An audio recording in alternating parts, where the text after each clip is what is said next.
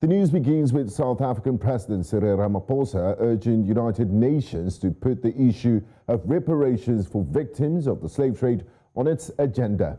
He was speaking at an event to commemorate the 20th anniversary of the Durban Declaration and Programme of Action.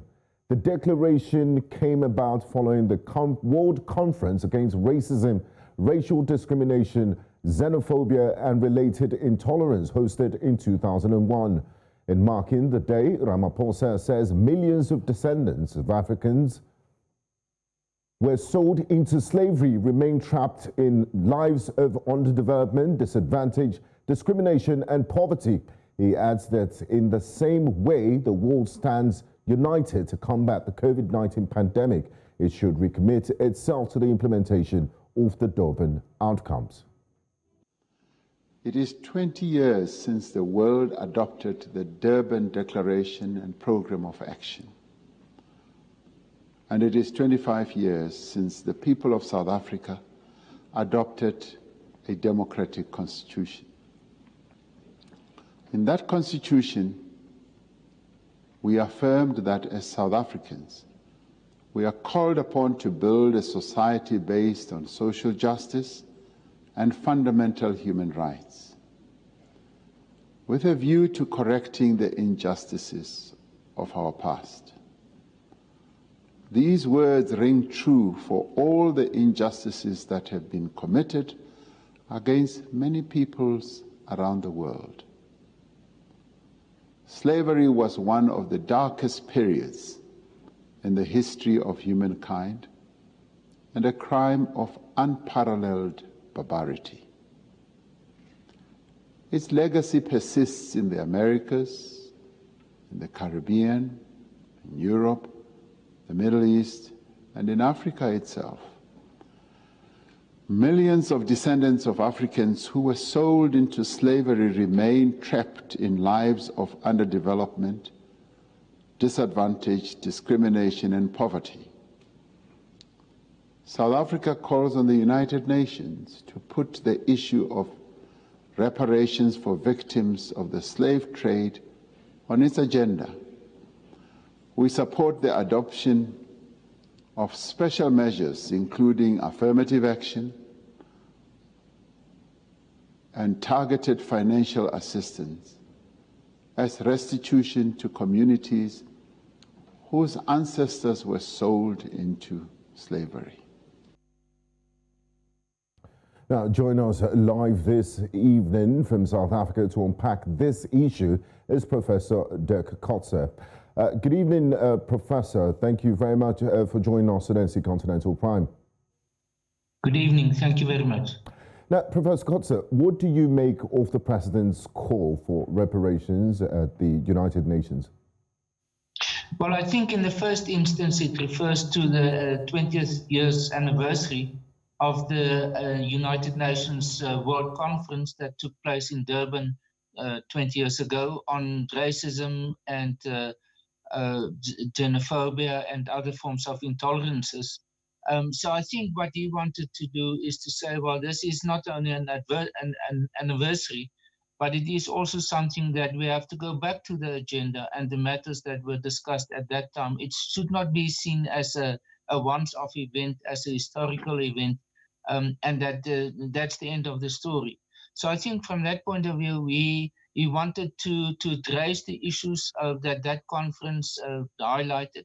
But at the same time, he wants to attach it also to the more latest events, the more current events, and especially with respect to COVID, the pandemic, and the fact that, and he addressed that in an earlier speech at the United Nations, at the General Assembly, about the unevenness, the inequality that exists between the developed world and the developing world with respect to healthcare and specifically access to the vaccines against COVID-19. So it in a sense highlighted the situation in African countries very much, but other parts of the developing world also, and how the developed world have to relate to that. It goes back to the idea of this exceptional inequality that exists on a global level and that he wants to be able to be addressed. That happened at the meeting of the G7, where South Africa was one of the guests earlier this year. So I think it's an ongoing discussion agenda that he wants to put on the table. Now, Professor, some of the special measures that President Ramaphosa called for include affirmative action and targeted financial assistance and restitution to the communities whose ancestors were sold to slavery. Are these viable? Do you see this happening? And how do you even begin to calculate how much reparation should be paid? The counter argument is that the time has passed. Those who went through slavery and those who committed these heinous crimes have long gone generations ago. So is this viable? Well, I think it is, from a practical point of view, it will be exceptionally difficult to implement it. First of all, it is events that happened more than a century ago. It's very difficult to determine who are those persons who are related to those who have been targets or victims of the slave trade. The slave trade worked in different directions. Some is the Atlantic slave trade. Some is the slave trade from the east coast of Africa that went into the Middle East. Some is of internal slavery within countries, like in the Sudan, for example, and other parts of North Africa. So it is not a very easy sort of historical fact that can be acted on in order to say this is the list of persons who are relatives or descendants of the slaves, and those are the people who will therefore be able to qualify for some form of reparation. But we've seen in the past, in countries like, for example, with the Holocaust, where Germany is still today paying reparations to Israel, but not to individual families. They are paying it to the state. And I think that is maybe something which is behind the ideas of President Ramaphosa. It's that it is not necessarily aimed at individuals and families, but rather at states, for example, in West Africa, or in countries like Tanzania and Kenya, Sudan and others, where there's stated facts, established facts about that slave trade was very active in those countries. So I guess this is possibly what he has in mind. We didn't obviously go into the details and the practicalities of it, but I think on an individual or family or a sort of regional level, it will be exceptionally difficult to implement it from a practical point of view. It must be heartening for the President Ramaphosa, to know that there are indeed precedents to payment of reparations in world history. Now, to go back to the declaration, it's been 20 years since this declaration. A lot has happened in terms of incidents of xenophobia in the Republic of South Africa and related intolerance in your country. Do you think President Ramaphosa is doing enough in South Africa to address these issues? They say charity begins at home, and when you look into things that have happened in South Africa in the last 20 years, there's been pockets of xenophobia here and there. Even take it further, and that is that the Truth and Reconciliation Commission that was in operation in the middle 1990s in South Africa, one of its components was to identify persons who qualified for reparations based on the history of apartheid. That, in the end, some payments were made, very insignificant, I would say. So it did not really sort of implement the original idea. It did it to some extent, but there's still a lot of dissatisfaction today in South Africa that there was not really recognition given to what was referred to officially by the TRC as victims of apartheid, and that they were supposed to be benefited by reparations.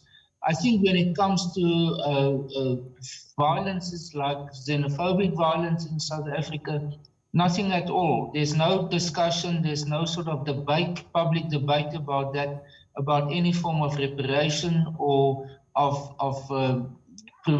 providing for damages suffered, anything to that respect. So from within South Africa, very little has been done lately with respect to any form of reparation for persons who are from outside South Africa and who suffered from what we call in South Africa xenophobic violence.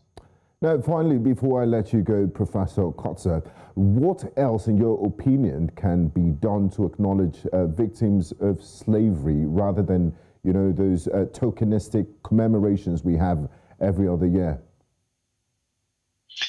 I couldn't hear your question very well. I said, just before I wrap up, what else can be done practically, in your opinion, to acknowledge the victims of the slave trade and the trauma they went through, rather than tokenistic commemorations every other year?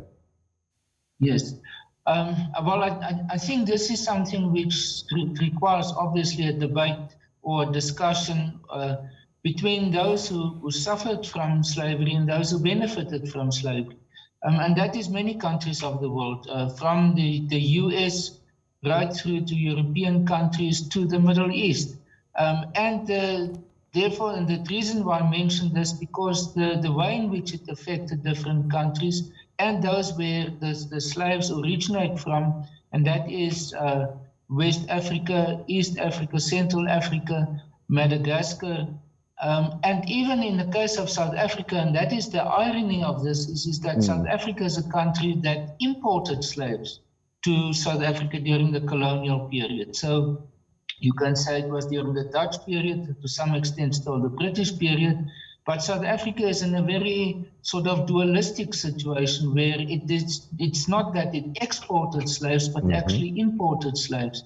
And these matters all will have to be acknowledged. And I think that descendants of the slaves and the families, they have to receive recognition for it. At the moment, there's very little sort of official recognition that's being given to them in whatever form, whether it's the South African form or whether it is the West African or East African form of it. Okay.